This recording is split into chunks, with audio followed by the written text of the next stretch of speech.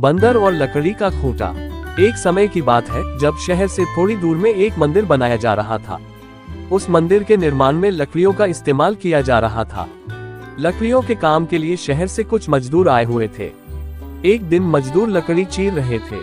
सारे मजदूर रोज दोपहर का खाना खाने के लिए शहर जाया करते थे।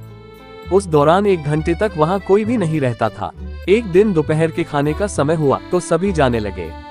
एक मजदूर ने लकड़ी आधी ही चीर थी, इसलिए वह बीच में लकड़ी का खूंटा फंसा देता है ताकि दोबारा चीरने के लिए आरी फंसाने में आसानी हो। उनके जाने के कुछ समय बाद बंदरों का एक समूह वहां आ जाता है। उस समूह में एक शरारती बंदर था जो वहां पड़ी चीजों को उल्टा पुल्टा करने लगा।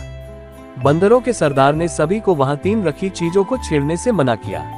कुछ समय बाद सारे बंदर पेड़ों की तरफ वापस जाने लगे तो वह शरारती बंदर सबसे बचकर पीछे रह जाता है और उधम मचाने लगता है। शरारत करते करते उसकी नजर उस अधरे लकड़ी पर पड़ती है जिस पर मजदूर ने लकड़ी का खूंटा लगाया था।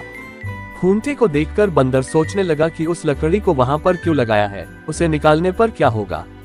फिर वह उस खूंटे को बाहर निकालने के लिए खींचने लगता है। बंदर के अधिक जोर लगाने पर वह खूंटा हिलने और खिसकने लगता है, जिसे देखकर बंदर खुश होता है और जोर लगाकर उस खूंटे को सरकाने लगता है।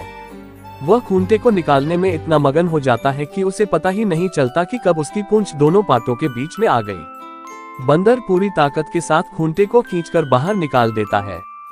खूंटा निकलते ही लकड़ी के दोनों भाग चिपक जाते हैं और उसकी पूंछ बीच में फंस जाती है।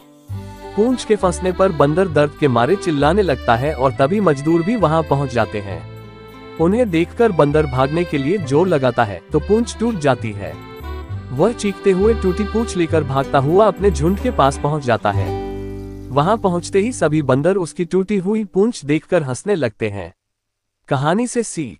इस कहानी से हमें ये सीख मिलती है कि हमें न तो दूसरों की चीजों के साथ छेड़छाड़ करनी चाहिए और न ही उनके काम में दखलंदाजी करनी चाहिए। ऐसा करने से हमें ही नुकसान होता है।